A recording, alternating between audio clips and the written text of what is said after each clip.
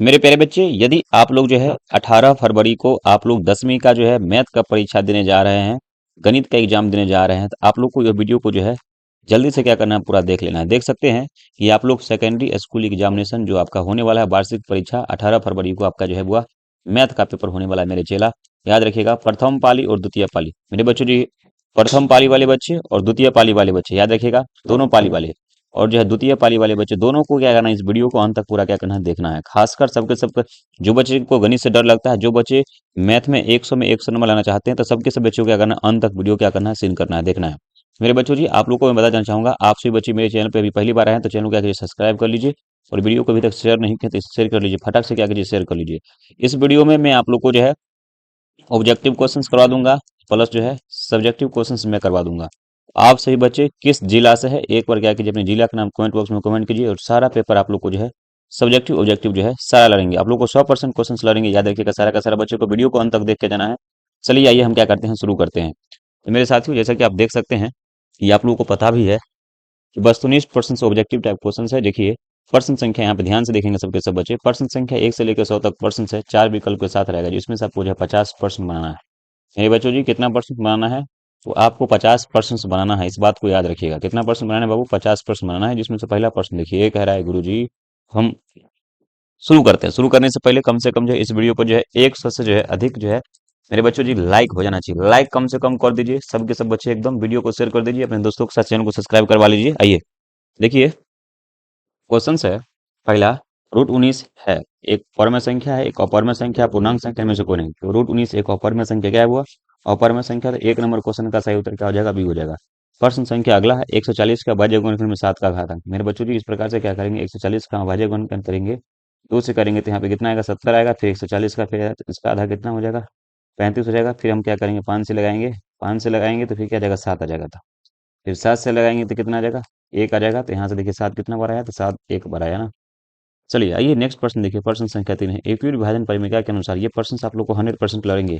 इस क्वेश्चन को आप लोग को पूरा याद करके जाना है। बोल देते हैं, यूक्लिड विभाजन परिमेय के अनुसार कि दो धनात्मक पूर्णांक ए और बी ऐसे अद्वितीय की ओर जो है आर विद्यमान है कि ए बराबर बी क्यू प्लस आर में जो है आर संतुष्ट करता है। तो आपको पता है आर का मान क्या होता है, जीरो से बड़ा, जीरो के बराबर, लेकिन बी से क्या होता है, छोटा होता है। तो प्रश्न संख्या जो है 3 है, इसका सही उत्तर क्या हो जाएगा, इसका सही उत्तर सी हो जाएगा। ठीक है, आइए बढ़ते हैं अगले प्रश्न की तरफ, देखेंगे प्रश्न संख्या 4 की तरफ। कह रहा है एम एक धनात्मक पूर्णांक है, तो धनात्मक सम पूर्णांक का सम मतलब वो प्लस में 2 होना चाहिए। देखिए वहां के सम में एक एक है, 3 है, ये सब विषम है, विषय में तो आपको सम कहा है, तो आंसर क्या हो जाएगा, इसका आपका बी हो जाएगा। ठीक है, चलिए अगला प्रश्न देखिए, प्रश्न संख्या 5 है, प्रत्येक अपरम्य संख्या होती है, प्राकृतिक संख्या, पूर्ण संख्या, एक अपूर्ण संख्या, का वास्तविक संख्या क्या होती है, बड़ी वास्तविक संख्या। प्रश्न संख्या 5 है, इसका आंसर आप लोग को डी हो जाएगा। ठीक है, प्रश्न संख्या 6 की तरफ आइए।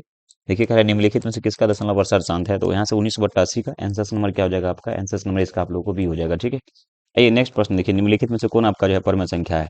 तो मेरे बच्चों जी, निम्नलिखित में से कौन आपका परम संख्या है। देखिए यहाँ से 16 है, √7 है, √4 प्लस √7 का वर्गमूल तो होता ही नहीं, अपरमेय है, √3 अपरमेय है।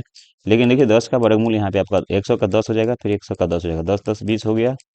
और हम इसको 20/1 के रूप में लिख सकते थे, तो ये आपका परमेय हो जाएगा। आंसर क्या हो जाएगा, इसका आपका बी हो जाएगा। क्या हो जाएगा बुआ, इसका आंसर से बी हो जाएगा। ओके, आइए प्रश्न संख्या देखेंगे हम लोग, यहाँ से 8 है, 42 बराबर 35 गुने 1 प्लस का 7, 35 7 42 हो जाएगा। जो है 35 बराबर 7 गुने 5, तो यहाँ से जो है 42 और 35 का मौसा तो कितना से कटा है, 7 से कटा है, तो इसका मौसा कितना हो जाएगा, 7 हो जाएगा। ओके, घबराना बिल्कुल भी नहीं है, सारा प्रश्न आप लोग को आसान आसान रहेगा। आप पूरा क्या कीजिए, समझ लीजिए। प्रश्न संख्या 9 है, एक्स बराबर एक्स क्यू प्लस ए को जी एक्स के सब क्या करना, भाग देना। तो भाग देने के लिए इसके देखिए, तो यहाँ से घात क्या होगा, तो इसके पहला में से इसके पहला को पावर क्या करेंगे, हटाएंगे ना, कुछ तो एक है, तो 3 में से 2 जाएगा तो 3 में से 1 जाएगा तो 2 बचेगा, तो पावर में कितना हो जाएगा, 2 हो जाएगा। ओके, अब देखिए द्विघात जो है, बहुपद जो है, यहाँ से एक्स स्क्वायर माइनस का 2 जो है 2x-3 के शून्य के निकालोगे तो माइनस का यहाँ पे 3 प्लस प्लस का 3 माइनस का 3 आता है, जो कि आंसर नंबर किसमें आपका सी में है। ठीक है, पूरा क्वेश्चन को क्या करना, आप लोग को देख के जाना है।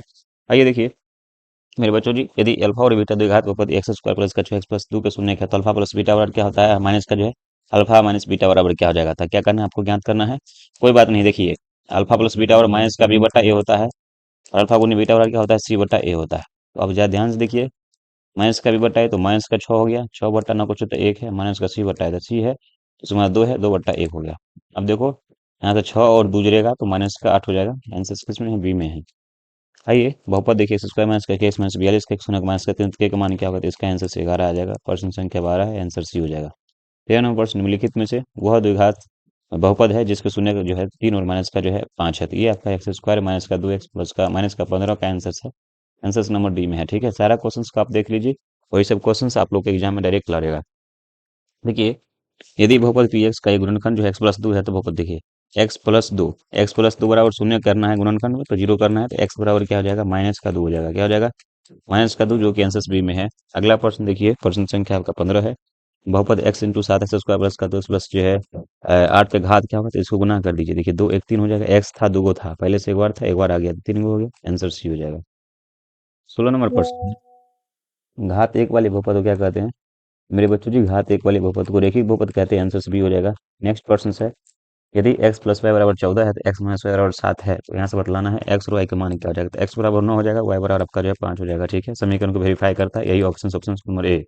आइए नेक्स्ट प्रश्न 18 नंबर है, दो रैखिक समीकरणों के लेखिक जो है लेखा चित्र यदि जो प्रतिच्छेदी है, तो हलों की संख्या क्या होगा। मेरे बच्चों जी, प्रतिच्छेदी बराबर पता है a1/a2 बराबर नहीं है b1/b2 के। तो इसमें क्या होता है, प्रतिच्छेदी होता है जिसमें हलों की संख्या आपका एक होता है। ठीक है, आंसर क्या हो जाएगा इसका, इसका आंसर बी हो जाएगा। ओके, रैखिक समीकरण एगो एक्स माइनस का 3 माइनस का जो है इतना इतना के कितने हल हो सकते हैं, तो आपको पता है ना कुछ हो तो इतना बट्टा ये वाला हो जाएगा 1/3 बराबर। देखिए यहाँ से माइनस का जो है 3 बट्टा माइनस का यहाँ से जो है 9 हो जाएगा, बराबर जो है माइनस का 3/2 हो जाएगा। ये तुम्हारा जो है a1/a2 बराबर नहीं, बराबर है b1/b2 के, बराबर जो नहीं है, बराबर नहीं है, याद रखिएगा c1/c2। तो इसका तो कोई हल नहीं होता है, आंसर क्या हो जाएगा, इसका भी हो जाएगा।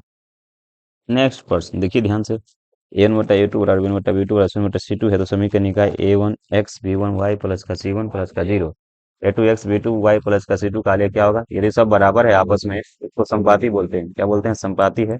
आंसर क्या हो जाएगा इसका, आप लोग को भी हो जाएगा 20 नंबर प्रश्न। आइए देखिए, प्रश्न संख्या यहाँ पे जो है 21 है, 3x बराबर 12, तो काट देंगे, 4×3 = 12, तो x बराबर 4 हो जाएगा। एक्स का मान दिया है तो ये वाई एक्स के समांतर हो जाएगा, डायरेक्ट इसका फार्मूला होता है, एक्स दिया है तो वाई के समांतर, आंसर से भी होगा, याद रखना है।